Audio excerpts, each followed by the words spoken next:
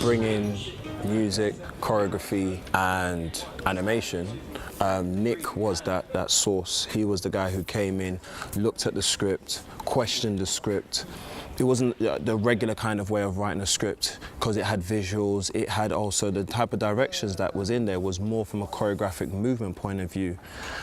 So it really helped us to kind of look at how we would communicate with other people working on board the show. It's great when you can creatively collaborate with someone who is not trying to set their tone or their vibe. They actually want to respond to your energy and where you're coming from.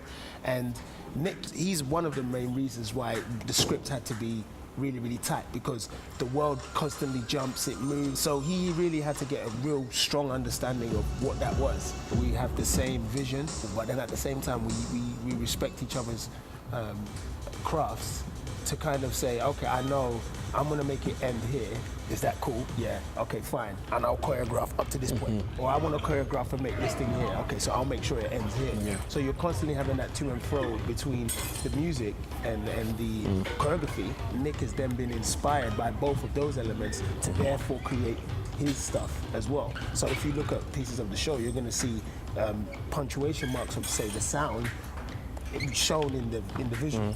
We've been inspired as well from looking at what he's done projection-wise and the timings of that to then go back on ourselves and, you know what, I can change his choreography to complement that. We know loosely the kind of vibes, you know, I've chucked him a whole load of different beats and said, what do you think about this? Oh, that can work for that. And I like doing that to him because I just make tracks and be like, what do you think? And he sees it differently. Actually, that will work for that, that will work for that, that will work for that. Sometimes it could be an idea of movement and I could drop a stimulus to Mikey and say, Mikey, this is the feel that I'm going for. Because I think for like the last section, Showdown, I know he had a particular feel and I was like, nah, I feel it needs to be like this.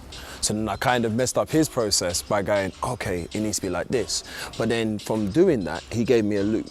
Then he looked at the loop and was like, it's not interesting enough, I need to bump it up. So then he bumps it up. Then I look at it and go, I now need to bump up what I've just done. We're not so precious about the work when it's moving towards it being the best it can possibly be. And what it is that we know each other's, he knows music and I know choreography. And the same with everyone else. Everyone knows their individual things, but they know what we were trying to create as a team. With Mike Gunning, we've worked with Mike Gunning various times for quite a few years now. He understands the way that our work feels. So he actually will come in and look at maybe the music and the choreography, like, oh, I saw something here, but I know with lighting, maybe if they moved to the left more, to the right. And then you look and go, okay, I hear what you're saying, but he's looked at the beast and gone, you know what, let's play with it a little bit more, let's make the playground a little bit more different. The same with projection of things that are just happening and you go, okay, I'm going to work there. Or even like some of the direction that Paulette Randall has been doing for us as the creative collaborator.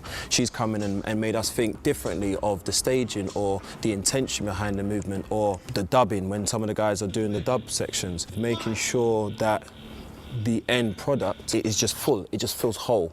I think it's the best way to do it sometimes is when you have an open bowl, not necessarily a closed bowl. The reason why I say open bowl because everyone can put in stuff, but then once you put all the ingredients in, something may not work, so you can able to take it out. It's not one of those ones where once you put it in, it can't come back out. It's like, you know what, that's not working, that's not working. Let's put this instead. So there's no salt, there's no pepper, it's just, you know, things that you can dash out, because salt and pepper, you can't really do that, because then you just have to start again, you know what I mean?